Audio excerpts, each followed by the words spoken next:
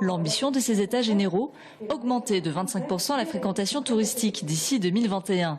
Les obstacles, le déficit d'hôtels, le manque de communication, des commerces qui ferment trop tôt, la difficulté à recruter. La collectivité régionale jouit depuis peu de nouvelles compétences en matière de formation et compte bien les utiliser pour créer 8000 nouveaux emplois dans le tourisme d'ici 2021.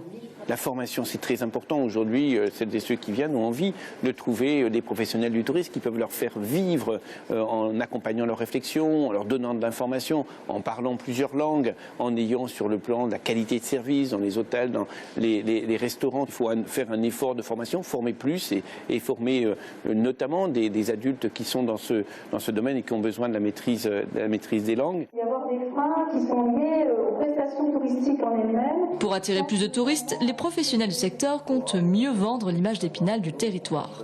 La région souhaite augmenter les synergies entre les différents acteurs et éviter les cartes de restaurants sans produits locaux. Plus question aussi de se reposer sur ses lauriers. Dans cette concurrence mondiale du tourisme, tout le monde, y compris les châteaux, doit susciter l'envie.